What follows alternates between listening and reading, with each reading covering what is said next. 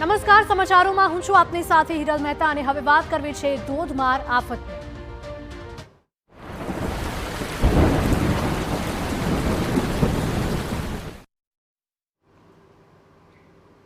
રાજ્યના 211 તાલુકામાં સાર્વત્રિક વરસાદ છે। ઉત્તર ગુજરાતમાં અનેક સ્થળે અતિ ભારે વરસાદ જોવા મળી રહ્યો છે, તો બનાસકાંઠાના સુઈ ગામમાં આભ ફાટ્યું હોય તેવી સ્થિતિ છે।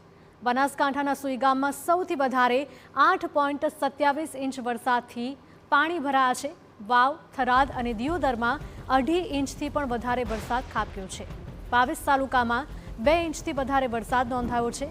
71 તાલુકામાં 1 ઇંચથી વધારે વરસાદ થયો છે।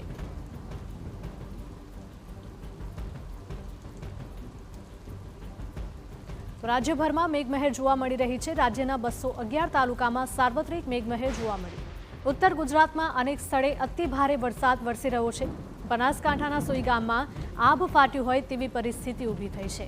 બનાસકાંઠાના સુઈ ગામમાં સૌથી વધારે 8.27 ઇંચ વરસાદ વરસ્યો છે, જેના કારણે જ્યાં જુઓ ત્યાં જળબંબાકારની સ્થિતિ સર્જાઈ છે।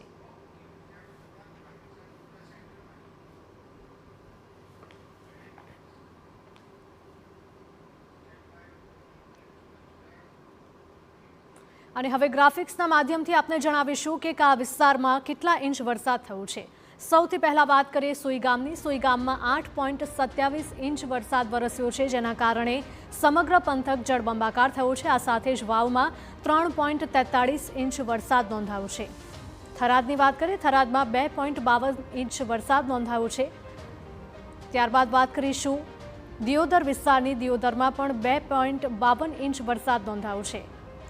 તો દહેગામમાં 3.23 ઇંચ વરસાદ ખાબક્યો છે, જેના કારણે દહેગામમાં પણ પાણી ભરાવાની સમસ્યા ઊભી થઈ છે। આ તરફ ઉમરગામમાં પણ 2.9 ઇંચ વરસાદ નોંધાયો છે। તો ઉત્તર ગુજરાતના તમામ વિસ્તારોમાં ભારે વરસાદના કારણે પાણી ભરાયા છે। હવે દક્ષિણ ગુજરાતની જો વાત કરીએ, વલસાડમાં 3.62 ઇંચ વરસાદ નોંધાયો છે। તો વલસાડમાં પણ અનેક સ્થળોએ પાણી ભરાયેલા છે। કપરાડામાં 3.50 ઇંચ વરસાદ નોંધાયો છે। તો આ સાથે જ ડોલવણમાં પણ 3.35 ઇંચ વરસાદ થયો છે।